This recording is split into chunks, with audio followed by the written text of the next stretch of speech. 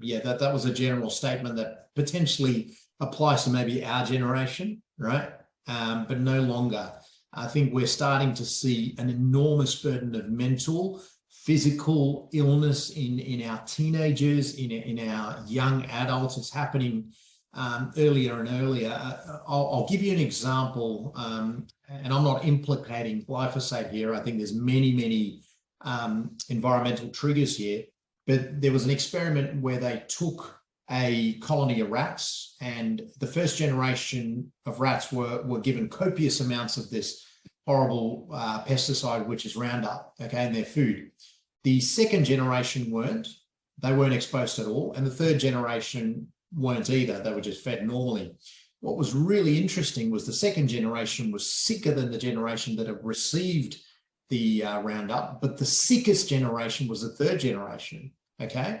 So it just shows you a lot of these environmental triggers, and I'm using just Roundup and rats as an example, are often intergenerational, okay? And it really carries on through the generation. So the decisions that we're making now affect our grandkids in the future. You know, we start out as kids. Some of us are thinner, some are heavier, and as we go through life, you know, for me, I was overweight as a kid. My family, everything revolved around food. When someone died, we had food. When someone got married, we had food. If you have a hard day, we have food. All those things, and so we associate food with emotions, you know. And so we all remember those Saturday morning cartoons when we would sit and watch cartoons in the morning and eat cereal, and so all those kind of things that you do, and you think, oh, when I was growing up, it was about being low fat, and as I ate more and more low fat, I got fatter and fatter over the years, and I started realizing I was athletic. I played football, I wrestled in high school, and the years after high school, and because I was small playing football, I had to gain weight to be on the defensive line, and then when I wrestled, I'd have to lose 40 pounds to be at the right weight class for me. So I started thinking as I got older and I started gaining more and more weight, I thought, well, it must be because I messed up my metabolism by starving myself for, 6 weeks or so at a time, and then going back up to gaining weight and trying to put on muscle and then losing it again. It's probably not the best option. And so as I went through residency, whenever we took breaks, we would stop and get something to eat. Or in college, you have a study break and you get into these habits. And a lot of us guys get into that habit, say, okay, let's take a break from work and go get a beer and pizza or whatever it is, you know? And so over time, you start gaining weight and realizing, gosh, I'm not as athletic as I used to be. I'm huffing and puffing going up the hill. And maybe, I have to make some life changes. And for me, what happened is first and foremost, it really comes down to understanding what metabolic health is and how to improve, how to optimize your metabolic health. So, metabolic health, the way that I explain it to people is that when we are metabolically healthy, our bodies are able to properly utilize the inputs that we are giving it. And those inputs are largely in the food that we eat. When we eat, one of three things is supposed to happen. And all three of these things happen all the time, but they're supposed to be sort of in balance. So when we eat, some of that food gets turned into immediate energy to fuel all of our activities, and these are our cellular level activities, as well as, our big, the activities that we all do throughout the day. Some of the food is also used to, it's broken down and it's used to build and rebuild our tissues. That's a process, again, that's constantly going on within our bodies. And then some of the food gets turned into energy to get stored for times when there isn't food available, isn't energy available. And we have to realize that for the vast majority of our existence as human beings, food was a scarce resource, and it wasn't always around us like it is today. A great question. It's changed. I'll give you a little bit more background to me. So I used to be a professional athlete, and I used to play professional football or soccer, depending on where you are in the world. I started my career at Manchester United, so I was around some of the best players in the world and had a real kind of insight into what it took to be at that level. And as it got towards the end of my career, I always kind of felt myself as pretty healthy as an athlete, but always felt that I didn't quite achieve body composition and the best state of health that I thought that I could be, and I could never kind of, it was a gut feeling, and I could never kind of pinpoint why that actually was, because I used to work very, very hard, and I was very kind of fastidious in what I ate and how I trained, and how I kind of put all the work that I did into being the best player that I could be. And then when I finished playing, and I still have a very active job as a strength and conditioning coach, I was starting to put on weight, and I started to have, and I had some blood tests done, and I started to kind of learn more about health and in the low carb space.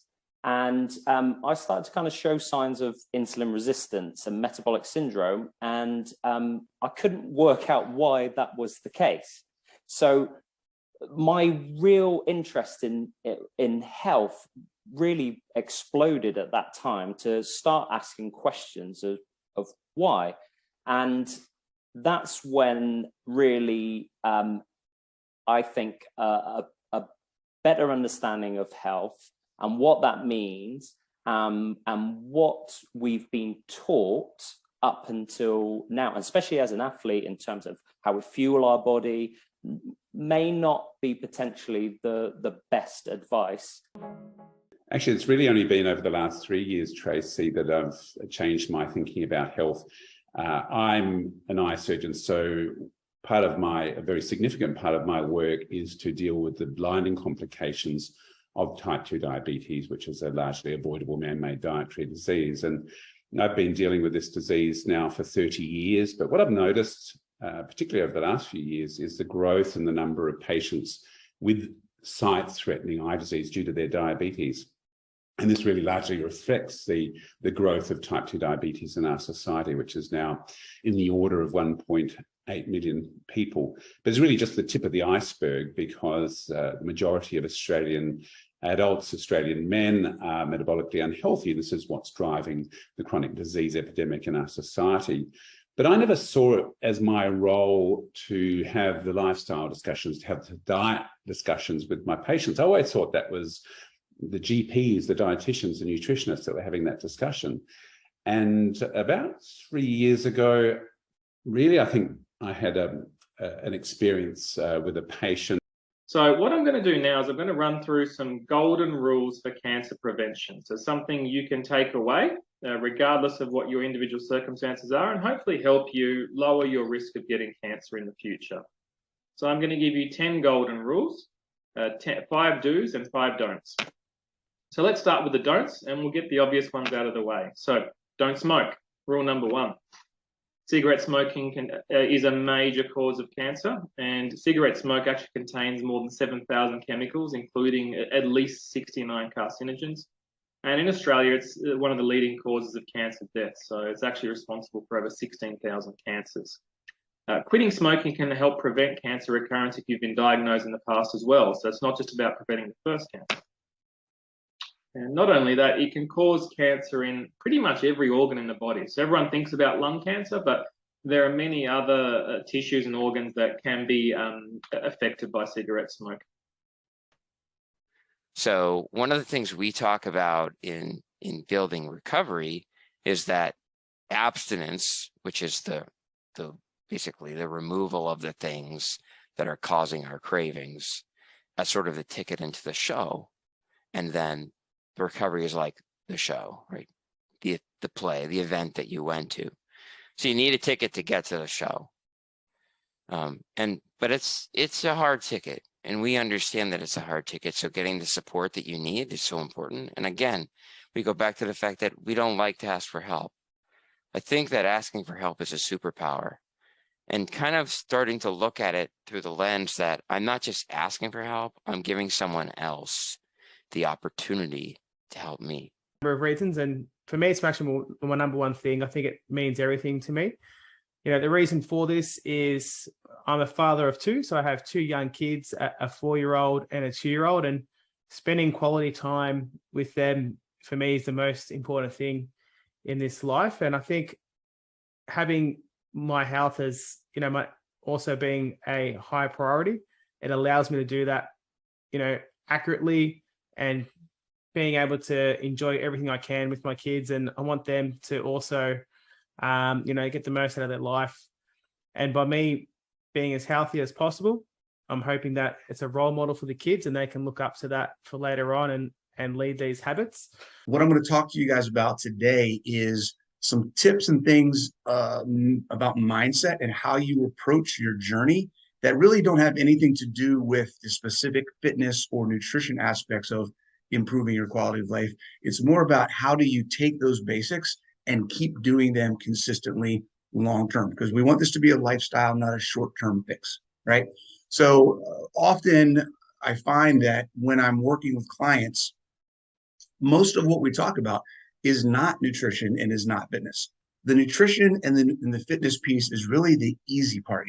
Getting it done consistently, that's the challenge. Much of my discussions with clients when I meet with them regularly is more about staying on plan, remembering why they're doing things, controlling their environment, changing habits, changing emotions, being aware of what's going on, why they're making the decisions that they make, and things like that. It's much more about internal perceptions, limiting beliefs, and mindset around your lifestyle and journey and what you want to do, where you want to be.